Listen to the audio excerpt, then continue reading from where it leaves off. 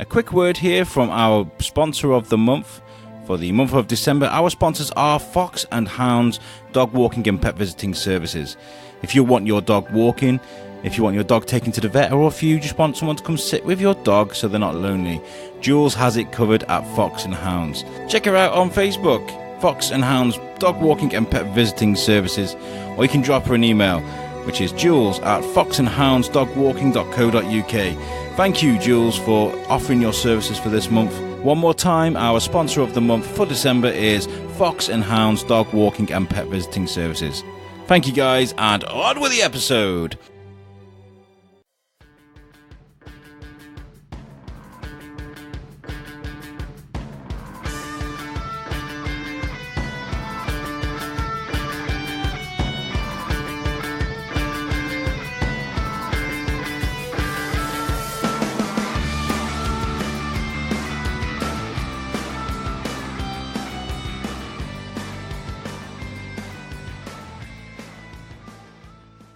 Sexy Rexy. What are you up to? No, it's all right. Keep going. Carry on, go on. I'll do this. So how many people you got tuning into this then? We're reaching towards $1,000 a month. That's not bad. It's not bad at all. We started off with around 200. We've been going for a year, and it's steadily just been climbing. Yeah. And we've really started to, it's only the last couple of months people have started to really really get in touch with what we're doing. And we thought being part in the town, around the people, in here would really help, and it really has. It really has. I mean, we got recognised and put on the Monopoly board, the Shrewsbury Monopoly board. I noticed, I've seen it in the shops, yeah. So we're part of that. Waterstones were doing a big display of it. Yeah. I think I saw it there. Mm-hmm. So, can you hear me all right? Yeah, I can hear you. So we've got Kevin Horak. Who's a Horak? Horak. It's been called many things, but Horak generally does it. Sort of Czechish descent. Really? Yeah, apparently he's Colin Smith-Jones. Okay. Yeah. There's lots of Horaks world over, but mine's Horak, but there's double R's and double C's. Okay. Lots of K's. So I've got a friend. He doesn't mind me shouting him out. Matt Hurubis. And he's one of the most English guys you'll ever meet. And I was just like, "Where's that name come from?" He's like, "I think it's Czechoslovakian. I don't know." It does. Sounds like something out of a Potter novel. Doesn't it? Yeah. Has he got any special skills, talents? Wizardry? No, he is a bit of a wizard, actually. Yeah. Can you say what sort of wizard, or is it? He's not really. I mean, he's one of the. He's my old friend. Welcome to the show. Welcome to the Shrewsbury Biscuit. Thank you for messaging me and be like, I want to talk about my book, because actually, you brought us in a copy of this book and it looks fantastic. Thank you. Mildred the cat lady. Mildred the crazy cat lady. Let's say it properly, Alex. Yeah, you got to say it properly. Yeah, and who designed the cover for this? It's an artist I've worked with. This is my 5th book, and this is an artist I've worked with for some years, and he's helped me out on a couple of my other books. And what I did is I wrote him a brief, like an art brief. He's not from round here, and I sent him photography, actually not of Shrewsbury, but specifically of buildings and designs that typically Tudor, from the Georgian period, Tudor period. And he came back with the initial first designs. I just thought, you know what, that looks like wild carp. And that's just from the brief, just from photography, not of wild carp. And so as I saw the initial designs, I thought we are going with that. That's what, when I was just looking at that, I was thinking, is that the wild? That looks like the wild carp. It does from maybe an earlier time. Before you had cars. Yeah, true. Which is quite posh here, isn't it? You give away like free bounties and galaxies and what else we've got here. Break up the humbugs. Humbugs, yeah. The thing is, I have to stay away from those humbugs, because otherwise you won't be able to talk to you. Do we get like a free scotch as well? Or is it, Unfortunately not. It's just humbugs. Yeah. Oh, okay. One day when we have our own biscuit enterprises. When you're all big and grown up. Yeah, we'll have our own distillery. Speaking of being big and grown up, we were just looking at your website, actually. And where it says famous faces on your website, that got me intrigued. because you're with like Michael Jack. Are these genuine pictures of you with people? I'm useless at Photoshop, so yeah. I don't know why somebody would want to Photoshop themselves next to. It's just unbelievable. You're with like some of the biggest names in the world. Like It was. Yeah. What was that all about then? What? Well, I was very much in two minds about putting those things onto the website, but now, since I kind of retired from that business 2.5 years ago to write full time, and I kind of DJ and stuff at weekends, and then when I meet people through writing and DJing and things like that, and if the form of business is ever mentioned, and they just kind of say, "Oh, you should put some of the shot," and I was really not too sure about it, which is why I kind of ripped the "what's it" out of myself on the commentary. About it. So it's just that it's not going like, "Hey, look at me." It's just like, well, this is actually just something I did in the past. So. It does add a bit of a claim to you, though. The fact that you've got this experience, being around that sort of world. So. 20 years, yeah, 20 years. So what was that what you were doing then? Is this just through the DJing thing then, or like I ran a bodyguarding business for bodyguarding? Oh, that's interesting. That's the link. What do you think I was doing standing next to him looking serious? Yeah, I know. Smiling. Michael Jackson, you do look like you're about to, Well, actually, that should be an advert for Weight Watchers. I'm like about 4 stone. I must admit, when I looked at this, I thought, is this linked to your DJing? But now you've just said bodyguarding with the people that you're with. You are. You can see it. There was one picture with someone when we had a night off, and we. Is that the one with Pamela? That's a smiley looking. Actually, that was a different night. There's 50 Cent. There's 50 Cent. Yeah, you see, I think I had a serious face there. Yeah, so unfortunately, you can't sort of smile and look happy. It's a very, very serious business. But 20 years I did that for, 17 years running my own firm. Oh, wow. That's a really interesting thing to talk about, because I know obviously you can't say too much about who you work for and what they were like, but no, I wouldn't. You see a different side to these, a human side to these celebrities. I mean, all we see is the music, the press conferences, the waves, but you get to have these human conversations with the celebrities that you've been working with, I guess. I think there's a lot more to it than that, and I think celebrity is just one thing, but exactly. The other aspects of the business, it was the corporate side, and I've worked with politicians for a long time. Yeah. So I spent quite some years sort of working at Westminster, and I'm not too sure if I'd like to be there now, since this whole political mess. Yeah. I don't really want to make this a political broadcast. No, of course not. No.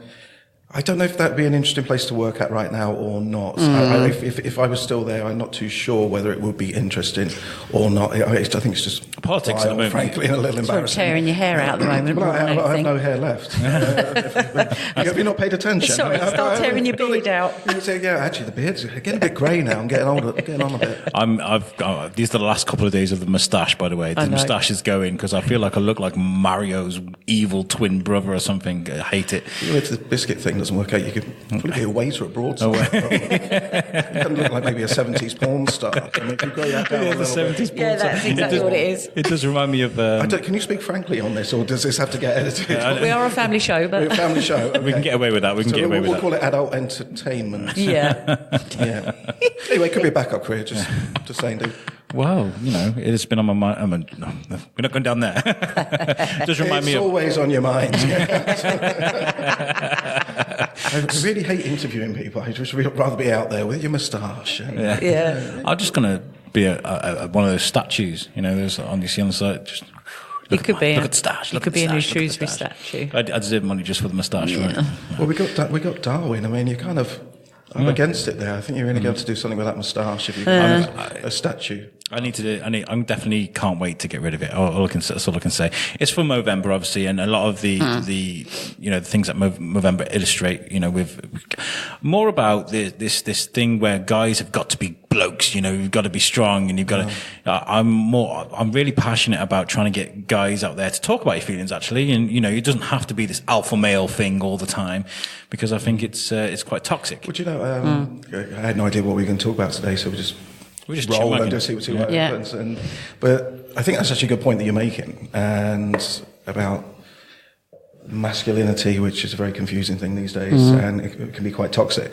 And there's a group on Facebook which I'm a member of called the AF Gang, which within that group, well, it's male and female. There's about 20,000 people in it, but it's one of the only groups on Facebook that actually where you can discuss these things and you won't get criticised for it. Okay. And it's kind of quite a useful thing. And a lot of people, they will talk about things that are bothering them. And if you put it on your personal Facebook page, and people either ignore it or just say that you just sort of man up type thing, or get over it. And, you know, and with this particular group, with the AF gang, they all have something in common, which is a love of the punk band Idols. So then that kind of brings, you know, I'm a big fan of punk and metal, and so it kind of brings everyone together. But it's a useful thing, and there you can kind of almost vent or talk about what it is, and people would listen. It is important, because I mean, I was looking at something on Facebook yesterday. It was two players from the Manchester United women's team.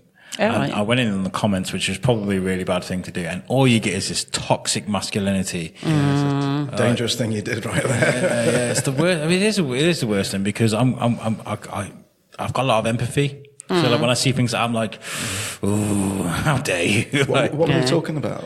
They were just talking about how they have no interest in women's football. It's not a real game. Blah, blah, blah. It's all the bloke. I'm like, oh, come on off it. Like, you know. I think that women's football's changed enormously. It has changed massively. I think it was 80,000 at the last England women's game. Actually, almost as much as, I think, if not the same as the men's, isn't it? So, it's a ridiculous comment. It is ridiculous. Well, let's talk about you. You've been this great career, what it looks like, of doing bodyguarding. So you went from there to sort of doing DJing after that? No, so I ran the bodyguarding business for 17 years, and then about 2.5 years ago, I think it had gone as far as it could go. Yeah. And cut long story short, the whole, you wouldn't think a business like that would be affected by economics. Yeah. But it was irrespective of what you're doing it for, and looking at threat and risk, it still would be deemed as a luxury service. And so there were cutbacks within the industry, and there were very good competitors. I mean, it's a very cutthroat business. It's a very difficult business, and generally speaking, competitors don't really talk much to each other. But there is a mutual respect, and actually some of my very good competitors started disappearing, who'd been in business for years, and that was kind of the sign that there was a change of things. And so I kind of felt that the business had gone as far as it could go. Yeah. And in the background of that, I had my record label for 11.5 years, called A Wolf at Your Door. And so I sold that to another independent label down south, and based in Camden, and that the label still goes under new owners, and had a little fashion business, which I then also went down south, and so kind of what was left, but at that stage I'd already written 4 books, and I thought, actually, I really want to write, and but do something different. So what in terms of your books then? Because you say you've already written 4, so this one's the 5th. That's 5th, yeah. Is because I haven't read. I'm going to hands up, completely honest. The other 4, is there a theme? Are they fiction? Are they non-fiction? Well, there's definitely a theme, but the problem is you kind of just said it was a family broadcast, so okay. I'll be careful how I go about this, because there's definitely a theme. So I wrote my first book, I think, 2007. Which was just called The New Bodyguard, which was a book about the bodyguarding business, but about the lifestyle. It doesn't talk about clients or anything, about the dedication and the training and everything involved, and licensing, etc., etc. Well, I was never happy with it, so I revisited that again in 2010. So it was the same title, but a complete rewrite with a different ISBN code. So effectively, it was 2 books. Okay. And then I wrote 2 adult comedy books, and one of them, this is where I have to choose my words carefully, one of them last year got into the top 500 bestsellers on Amazon, and it was called Jim, and it's a word that rhymes with banker. Yep. And I've got to be careful I don't repeat that too many times, because the word banker and the other word can go together in tandem quite easily. You sent me an invite to the group yesterday, or the page of that, and I was like, what's this? It's a potty-mouthed tirade of, do you know, I think I've got a copy of it here, and that doesn't help anyone who's listening, but it will kind of give you guys a flavour of it. But it was kind of a potty-mouthed tirade of, if you go into the gym and you see these incredible people who are very special, But then in doing that, and from a lifetime of being in the gym, you could kind of work out that maybe you are a gym banker as well. I'm now thinking of like bus banker. It's funny you should say that, because that was the follow-up. Isn't it bus stop? Right, actually, this is a very This is a very damaged copy because it's been in my bag for a while, but it'll give you an idea. And within that book, there are 60 different types of bankers. This is more difficult than it sounds. This isn't live, you can edit, right? Yeah. Okay, so there's 60 different type of bankers, from the sweaty banker, long socks banker. You should see the effort he's going through right now not to swear. The Donald Trump hair maneuver banker. Oh my God. And it's and vomiting banker, and it goes on and on and on, and I think I can say this, pubes banker, and you know, it's. I'm looking at them all now. Yeah, is this your grading levels? There's a lot of bankers. And there is. I love the font, by the way. What you do, thank you. What you do is there's a banker scale. So what you do is, if you've been in the gym for a long time, or even if you haven't, you will be a banker. There's no doubt about it. Actually, this is getting quite easy. I can do this. I didn't know you were going to ask me questions about this. And so I class myself as a level 3 class banker. Oh, okay. Oh, do you? Oh, yeah. Which is actually an amateur effort on the gym banker scale, because you could be a level 10 Maximus. I was going to say banker. Bankamus. Bankamus. Despite my stature right now, I used to go to the gym quite a lot. I used to. There was a good year in my life where I was there. Oh, so you'd be a go to the gym twice in January banker then? At the moment, yeah. Well, back in the day, I'll start my diet next week banker. Oh my God, I'm going to get this. Yeah, that's where I am right now. There was this guy that used to go to my gym. I used to call him Hulk because he was massive. Yeah, Hulk. Oh, Hulk. I think you said Hulk. And he was like, he had these like 58s. Look at that one. Which one's that? You'll have to show that to me. That one. Oh. Failure. Get out. Go and stand in the corner. The banker's banker. The banker's banker. It's easy to say. That's really hard. What's the matter with you? Right, that's it. You're done now. Get out. You're fired. Out. Get out. You can edit that, can't you? Yeah, I will.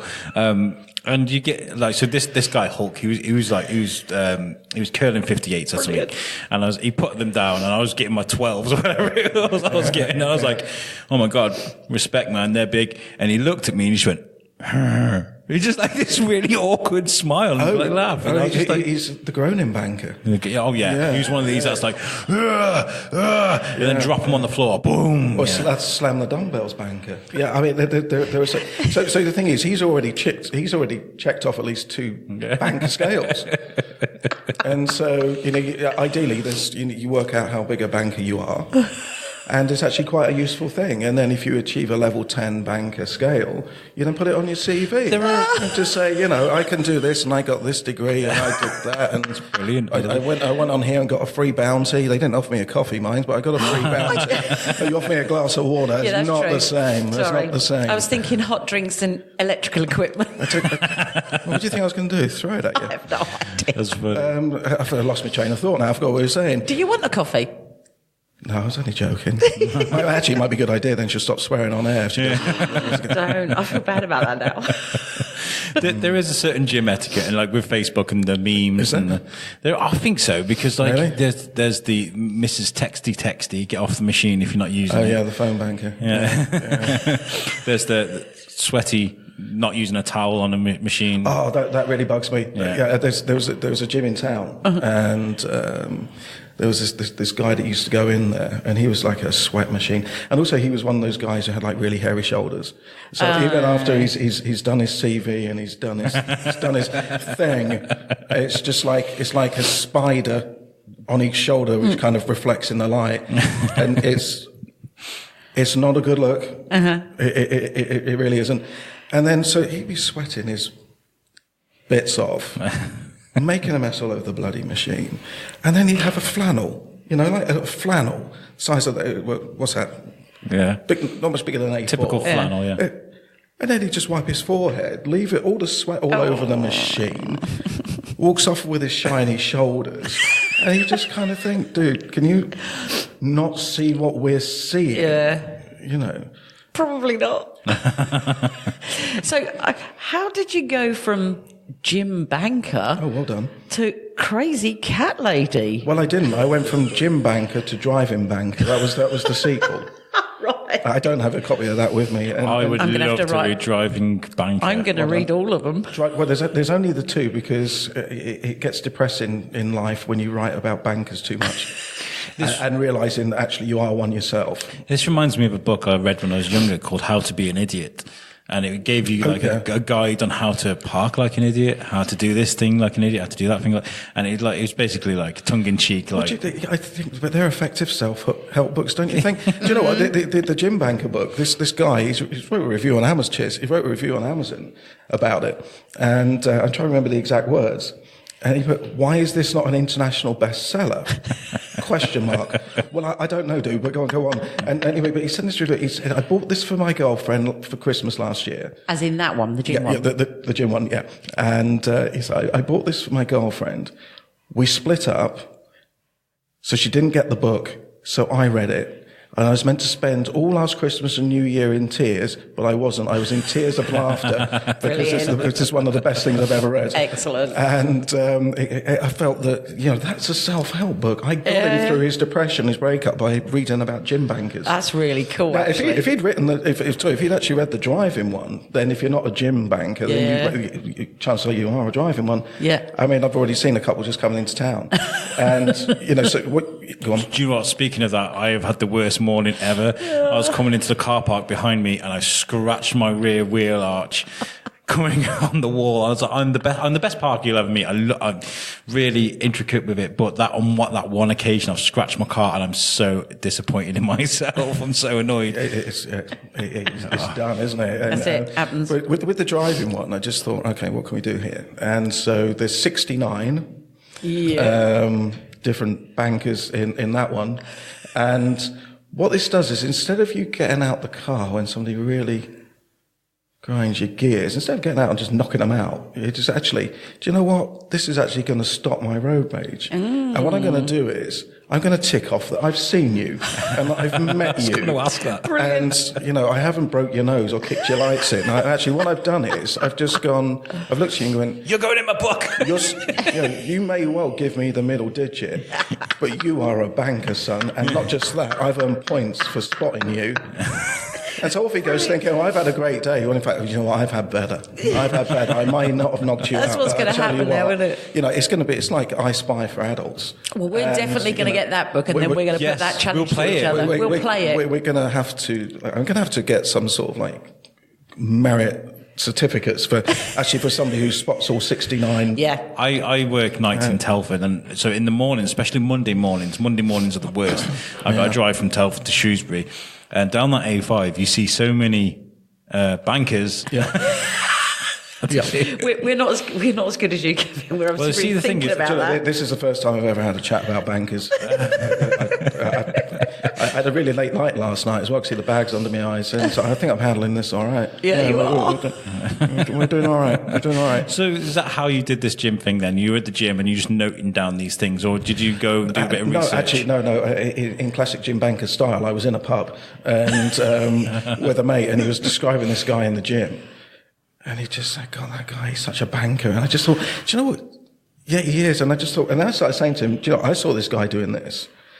And particularly short shorts banker. That's just a really sort of, that is a very distracting, in a very negative way of masculinity, when you see the guy walking through the gym and being short shorts banker, and then thinking that he looks like an amazing dude, where actually he just looks like a banker. And then he goes and talks to all of the women, and of course they're looking at him saying, didn't think you were actually into women anyway, because look at those. It's a very confusing time, very confusing place. And so I came up with short shorts banker, and then like this guy, and he started talking to me. He said, "Oh, I've read your book; it's brilliant." And he didn't realise that he was short shorts banker. And so just Are these like, little personal victories for you, though? When you see someone that you've put in your book and they don't know it, yeah, if they are an enormous banker, I think this is one of the things. Now, this is one of the things. This is very important for anybody who's an author or who wants to be an author. Here's a lesson in life: never upset authors, because we will write about you. Okay, and so that's an undeniable fact, because you are giving us life experience. And if you're a banker, chances are at some point going to write about you. Yeah. And so it wasn't sort of a mental victory or anything, unless they were an enormous banker, and you just kind of think, you know. Ricky Gervais, I think it was, that was said something like that. He said, like, don't annoy me because you'll be in one of my shows. I will write a character based on you. I didn't know that, but that is so true. Brilliant. Yeah. So going from these brilliant books, by the way, we've done this very short notice, this last thing, so I haven't had a chance to research everything, but these things I know are where I'm me going smile. when I get home. Amazon. I'm looking for these books. You're going to Amazon and then you're going straight to the gym, work out how big a banker you are. Yeah. No. All right, you can look at other people and just sit there and have a Mars bar and a pint. And this is the thing. This is the thing with commercial gyms as well. There are bars in them, and so you're just like, oh, do you want a protein shake? No, I'll have a Guinness. Cheers. Yeah, I just burnt 50 calories, so let me have 400 calorie Guinness, large, with a Scotch chaser and with some nachos. Well, yeah, I mean, it wouldn't surprise me. You know, why not? We'll have I'll have some nachos, but I won't have extra salt because I'm in the gym. I won't put sugar on them. I've got a friend. Have you got like diet cheese? I've got a friend Gareth who runs marathons. He goes everywhere, and whenever he does a run, he'll go to the pub afterwards. I'm like, oh, fair play. So basically, he's a marathon banker. Yeah. Next time, I've got one for cyclists. I bet. Oh yeah, I bet. Yeah, they're in the drive-in banker book. I bet they are. Along with Caravan Banker, and in fact, because it's, I'm trying to remember the full title of my own book, isn't that daft? Yeah. Drive-in banker, observations in your banker chariot. Sending caravans to France and creating a new religion is the subtitle. And that's because, you know when you see those stickers, like it says, God is my passenger. Oh, yeah. Or powered by fairy dust. And then you've got... my other car is a Porsche or something. Oh, there's Porsche Banker in there, all right. Yeah, Porsche Banker's in there. And then it's I've got child on board. Why do people say I've got child on board? I wasn't going to drive into you. Well, why are you advertising that you don't want me to drive into you? What's the difference? I haven't come out to have a crash today. I'm not in the Volvo with extra padding, and we can crash it and everyone will be safe. Or I will be. I just don't get it. So why advertise? Why advertise? I've got a child on board. So what? You produced. Well done. You got laid. Awesome. Don't care. I just don't care. And, in fact, if I might crash into you because I'm reading your bloody sticker instead of you actually keeping an eye on the road. What's it all about? Humans are weird. They are strange. You must have a section for good Beamer drivers, because there is that one. I saw one the other day that he was so good. He was like behind me, and I was thinking, oh, he's going to be at my backside. And he wasn't. Yeah. And then he indicated and everything. I was like, oh. Wow. They do exist. The godly Beamer driver, the one true Beamer driver. Maybe somebody just nicked it and thought, I don't want to create attention, but in fact they actually did by driving it too well. Yeah, too well. Yeah. Or it was an unmarked police car. Actually, they often don't indicate either. No. Coppers often don't indicate. Do you know what? Actually, the driving book, a copper wrote to me through my website the other day and bought it for another copper and wanted me to sign it personally with some abuse about what a banker driver he was, and he obviously goes out there and nicks guys on the motorway. Oh right, okay, and yeah. So the traffic cop then, yeah, I guess, and they kind of the unit had bought this book for him, and they wanted this personal inscription. So, police, if you're listening, you are not exempt from. You can be bankers as well at times. Or he's part of the armed response unit. Well, I would hope not, because what I had to write was not very complimentary. Okay, so it would suggest he wasn't very good. Didn't quite make it into that division then. No. He's second league. He ain't Premier League. I think that's maybe the thing. He's just too much of a. Probably not wise to poke fun at guys that carry MP5s. No, true. No, Yep. no. Otherwise, you have to be the very fast banker, don't you? Yeah. So going from these books to writing something that is based in Shrewsbury, I guess you had to do some research, like proper research. What makes you think the bankers aren't based in Shrewsbury? I mean, they're everywhere. Seriously. I could send that to my best friend in Vermont, and he would understand, I imagine. Oh, yeah. Whereas this one is, you said it's based in Shrewsbury. Where'd you go from writing these brilliant satirical books to this? I think a very vivid imagination. Yeah. 20 years of listening to thrash metal and drink too much, and I think you put the whole lot together and you come up with a book where cats can talk to each other. I mean, it makes common sense, doesn't it? I work with politicians as well, no wonder it's all messed up. But yeah, I mean, basically, it's you can see it's a big book. It's 155,000 words long. Took 13 months to write. Actually, it's a very serious book, whereas the other books are obviously clearly not serious. Yeah. This actually is young adult to adult. It's the first time I've written commercial fiction because the banker books are fact. No doubt about that. And so it's got some of my personal interests in it. And so it goes back to the times of ancient Egypt and mythology and bringing those things from early Greek periods and from Egyptian periods and bringing it straight into the heart of Shrewsbury, which was a really difficult thing to do. And so Mildred is this lovely lady who leads a very innocent, very plain and boring life. Nothing going on, not of any attention or interest to anyone really. But she's given this cat by a complete stranger. But the cat is no ordinary cat, and she's encouraged to join this cat club, and it's no ordinary cat club. And it goes back to the times of ancient Egypt that you've got these extraordinary women who've worked behind closed doors, and which is why it's K.S. Horak and not Kevin Horak. One, because it's primarily aimed at female readers, and also because some of the other things that I've written really don't tie together. And Mildred's kind of brought into this really quite dark world, and that's why it's kind of really young adult to adult, because it does deal a lot with life after death and things like that, and some of the Egyptian beliefs and things like that. And there's references and twists and turns throughout the whole of the story to kind of those periods of time. Was there a serious sort of research period before you wrote this, or did you just come out of your head? The early phases just came out of my head, and but as it got darker, as naturally my style of writing would, I tried to think hundreds of hours of research, more possibly, I don't know. And because even just things which might be a paragraph, might only be 2 lines, 3 lines, you might spend hours researching something to try and make it factually correct.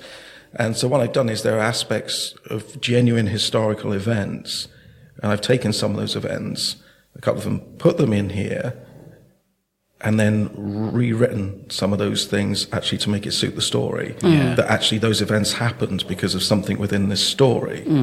And so it was a really difficult I can imagine. From my personal experience, I mean, I started writing a book. I always talk about this book. One day maybe I'll write it, but the synopsis is in my underwear drawer actually. But it was based in America in the 1920s. I just got a mental picture. I'm just like, why did you just say that? I don't know why he said about his underwear drawer. I have to say, I didn't realise men had underwear drawers. I'm very organised. We do actually, but I was just wondering, is that where he keeps his big boy pants as well? What else? What else is in there? I just got this unfortunate. Yeah, maybe it was because we were talking about me being an adult entertainer with that moustache you got. I just got this uncomfortable. Don't make me get the synopsis out. I'll read it to you. I'll tell you. Anyway, so you were in your. We established he was in his underwear drawer. He's in his underwear drawer. Right. Okay. Well, this story is based in 1920s America, and then it jumps to like the 90s, the late 90s. So I had to do like research. I had to find a sleepy town in America. Yeah. in the 1920s and base it off that, and then go back to the late 90s. Well, you're trying to bring sort of prohibition into it or something? That was the topic, wasn't it? Yeah, it was, yeah. Actually, I'll tell you about it afterwards, because if I put it on air now, I might get a few complaints because it's quite a raw story. Okay. But the research aspect of things, I mean, you probably did a lot more because you've actually finished the book, whereas mine was in the underwear drawer. How long did it take you to put this together? 13 months. Really? And is that 13 months of straight writing? That's a full-time effort, Monday to Friday. Really? Sometimes get starting at 4 a.m., sometimes finishing 4 a.m. But I usually write in 3-4 hour blocks, and then I'm exhausted. It just depends how I kind of feel. Mm-hmm. But in perspective, I know we're talking more seriously now, but the Gym Banker book took me 2 weeks, and that was just in the evenings. Because I was still working then. I was just planning my retirement. I hate saying that word. I sound like an old knacker, but from the executive protection business. And so in the perspective, and then the driving one took 3 weeks. That took 13 months full time to write that story. So as a perspective, it's is that with the DJing as well? Well, yeah, the DJing just takes place at the kind of at the weekends. Yeah, and it's kind of a bit of a fun thing because when I used to have my record label, I just took to it really quickly. A couple of friends of mine are very active as DJs, and they kind of trained me, and I just kind of took to it. So I sort of do VIP events and play a few of the bars in town. I was going to say, do you play locally? Yeah, DJ locally.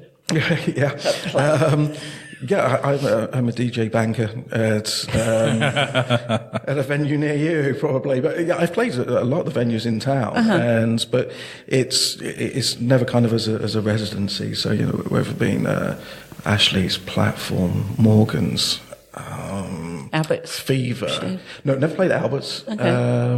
Where else? Just a mental block. AOPO. I'm at the OPO in a couple of weeks' time, I think. And, so quite a few places in town. My mind's just gone blank. Any particular sort of music that you're DJing with there?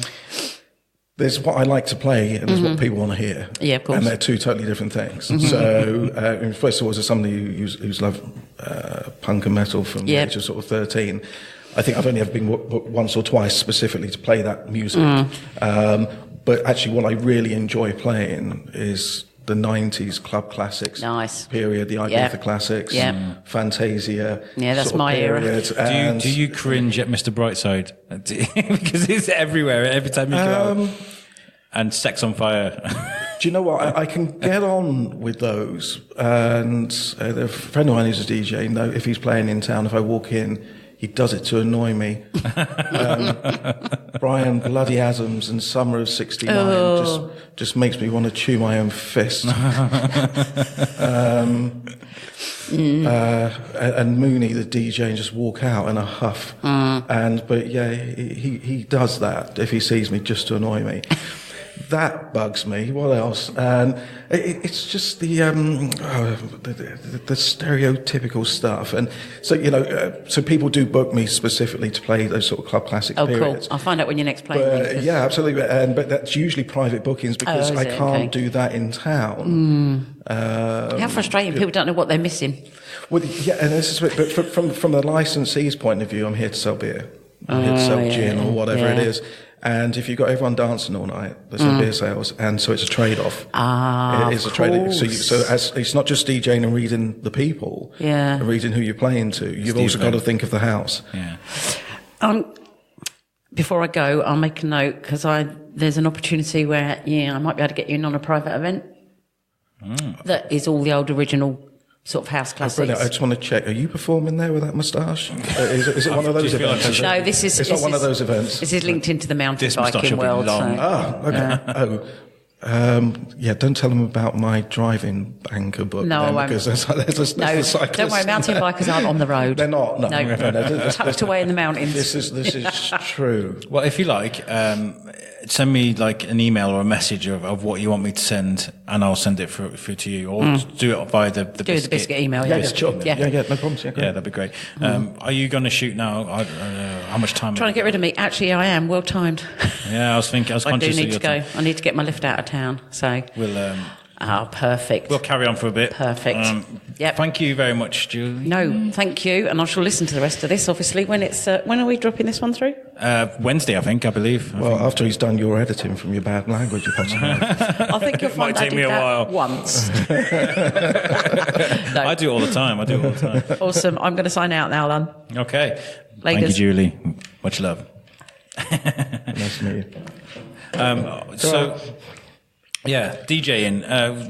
What do you prefer? Is there like a mood or a mode that you got to be in to write? Which one do you prefer? Is there a night where you're like, oh yeah, let's go and do some DJing, or is it like, would you prefer to sit down with a glass of whiskey and write? What's your favourite thing to do? I'd always rather sit down with a glass of whiskey. I mean, full stop, irrespective. So I love Scotch, but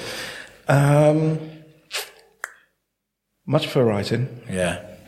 Truth be told, for me with DJing, it's who you're playing to, and if people are nice to me, yeah. If the vibe is really good, yeah, fine. But if people have been drinking all day, and then you're catching them late at the night, and they're wobbling everywhere, and they're collapsing on your gear and stuff like that, my temperament's not so good for that. Yeah. So, and that doesn't motivate me to the crazy hen do's and things. I can imagine. Well, right. So your book, I love the idea of this book. I can't wait to get into it. It's out now. It's available now to buy. Yeah, $7.99, and it's available not just through my website, kevinhorak.com, but also Waterstones, Amazon, and in fact, Waterstones, as I understand it, has just given a national account approval for this title. So, which is amazing. So they're going to take some doing. So yeah, hopefully it will do really well. How easy is it just to write a book based in Shrewsbury? It's just so convenient, isn't it? I mean, is this where are you from Shrewsbury originally? I've lived here since, giving away my age, since 1990. Yeah. I'm originally from down south. I met a girl from Shrewsbury and moved up here. Yeah. I've met a couple of authors that I just find it so easy to write about this town because it's just easy to fit in. It's so much to write about, so much to, Yeah, I mean, there's obvious history here. There's a feel for it everywhere you go, and if you've got that kind of creative thing going on, then I think it is very helpful. Yeah, I think if we, in fact, while writing this book, I would speak to my fiancée when we were walking through town and stuff, and I wouldn't comment on the beautiful architecture. I'd comment more on the awful concrete block that's next to that beautiful piece of history, which it just looks like some sort of 60s disaster. Yeah. And they probably knocked down something beautiful to put it there. Yeah. And it's a shame that we've got this amazing architecture here, then surrounded at times by these awful concrete blocks, but there you go. I mean, we were talking about, it sounds like a very boring conversation, but it actually sparked like imagination. It was talking about the bus station. Somebody was like, we need a modern bus station with a glass lift, and we need this, that, and the other. And I was like, So we need a what bus station? A modern bus station. Oh, modern, right, okay. Something like, and I was like, would that fit in Shrewsbury then? And I was like, actually, do you know what it might do? Because Shrewsbury's all about innovation, isn't it? Charles Darwin, evolution. So, I don't know, maybe there's some spot there. But, the inspiration Shrewsbury, it obviously runs through your book. And, I want to say thank you for writing this book that's based on this town, I'm sure people are going to enjoy it. Well, you've not read it yet. You might not like it. I don't care. It could be the worst book ever, but you chose the town to well, you see, inspiration. Well, Mildred lives in Shrewsbury, and the Cat Club, which is actually called the Horde of Light, is a worldwide organisation, and although she meets with them, the pyramids are referred to throughout, and often through numbers in the book. So Mildred is what's known as a 9th degree elder. Oh, wow. But she doesn't know that. And then if you get promoted, you become an 8th degree elder. And every time you got the ranks, you get a new cat. And so Mildred just has her one cat, which she called her cat Missy. But the cat's real name is Nala, because every cat has a real name. And that's a big theme of this book. That why we can't communicate with cats sometimes, or they don't seem to want to communicate with you. Yeah. So in actual fact, we don't know their real names. Is there a conspiracy there about what cats are talking about? Is there something like you shouldn't be listening to their conversations? Well, I would hope so, because that makes this book more effective. If there is a conspiracy. There's this great episode of Rick and Morty. It was one of my favourite shows where Morty gets this thing where he can hear what animals are talking about, he can. Oh, yeah, I've not seen that. Yeah, it's amazing. And he's going around, he's looking at birds and he's looking at dogs and things like that. And then he catches the squirrels and they're like planning things in Cartagena and they're talking about their plans. And then they look at Morty, he's like, is that kid listening to us? And then they follow him all the way home. And as he's getting closer and closer to home, there's more and more squirrels. And then he gets home and his grandpa, as a scientist, is kind of like, we need to move planets now. You mess with the squirrels, man. You don't mess with the squirrels. It's a fantastic In fact, thing. we do have a squirrel in this book as well. Yeah. Sam the squirrel, yeah. And, but he's a Fantastic. He's a fool. He's a complete fool. Well, guys, make sure you check out this book because I'm going to read the hell out of this. I'm going to start. Well, I think it should be in stock in Waterstones in town. I've got to pop in there and see them after I've spoken to you. Yeah. I think within the next couple of days. Apparently, they have ordered it, and they spoke to me on the phone a couple of days ago and said, yeah, it's going to be in the Shrewsbury store. So. And you say it's recommended for young adults to adults. I was very surprised. I wrote it on the basis of young adult to adult, but when we did the book launch party a couple of weeks ago, which was really good, over 100 people came. If I'd known you then, obviously I didn't know you then. Yeah, that's fine. We had over 100 people came. I gave a speech badly. My fiance did a reading nervously, and our mayor Phil also gave a speech as well. But it was, and we did that at 10 and 6.